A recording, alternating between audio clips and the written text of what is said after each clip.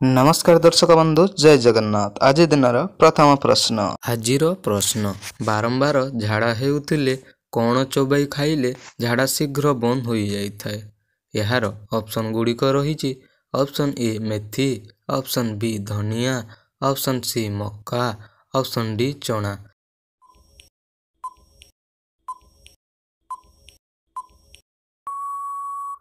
तेबे यार सठिक उत्तरटी हेउची ऑप्शन ए मेथी। बारंबार झाड़ा हेउथिले मेथी खाइले बंद हो जाए। परवर्ती प्रश्न साइकिल चलाइले केउ रोग ठीक होइथाए। यार ऑप्शन गुड़िक रही ऑप्शन गुड़िक है option A malaria, option B हृदय रोग, option C diabetes, option D cancer.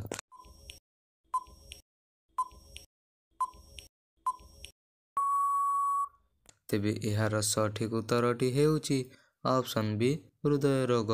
Cycle चलैले हृदय रोग ठीक हो जाए। तेबे दर्शक बंधु परवर्ती प्रश्न कला रंगर आलू केउ देश रे मिली थाए। यार ऑप्शन गुड़िक है option A Japan, option B Germany, option C America, option D South Arab.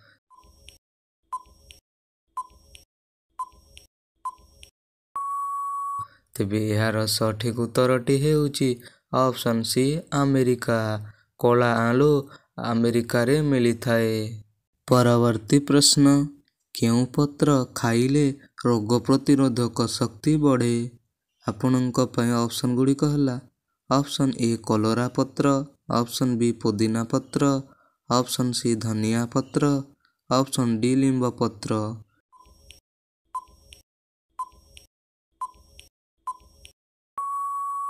तेबे दर्शक बंधु यार सठिक उत्तरटी हेउची ऑप्शन बी पुदीना पत्र। पुदीना पत्र खाइले रोग प्रतिरोधक शक्ति बढ़ी थाए।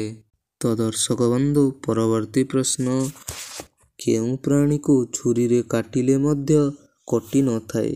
यार ऑप्शन गुड़िक है ऑप्शन ए कुंभीर, ऑप्शन बी हाथी, option C jellyfish, option D तिमी।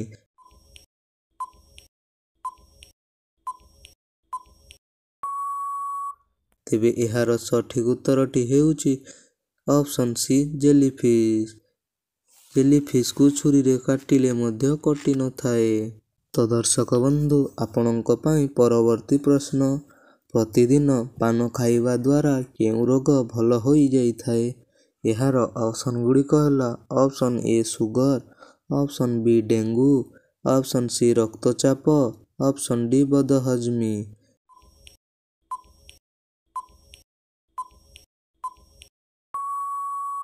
तेबे यार सठिक उत्तरटी हेउची ऑप्शन डी बदहजमी। प्रतिदिन पान खाइले बदहजमी रोग ठीक हो जाए। परवर्ती प्रश्न विश्वर केउ देश रे अधिक बादाम चाष करा जाय थाए।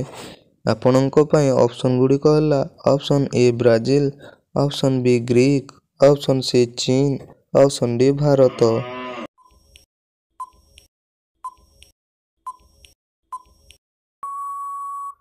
तेबे यार सठिक उत्तरटी हेउची ऑप्शन डी भारत। भारत रे अधिक बादाम चाष करा जाय थाए।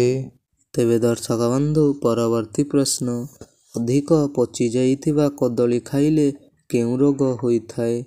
यार ऑप्शन गुड़िक है ऑप्शन ए पेट जंत्रणा, option B jaundice, option C kidney रोग, ऑप्शन डी मलेरिया।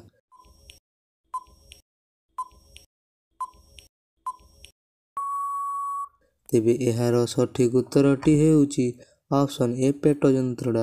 पची जाइथिबा कदली खाइले पेट जंत्रणा होइथाए। आज दिनर अंतिम प्रश्न प्रतिदिन राति रे गरम पानी पीले केउ रोग ठीक हो जाय थाए।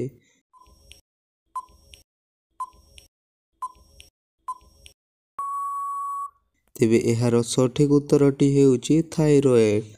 प्रतिदिन राति रे गरम पानी पीले थायराइड रोग भल हो जाय थाए। भिडियोटी शेष पर्यंत देखिथिबारु आपनकु बहुत बहुत धन्यवाद।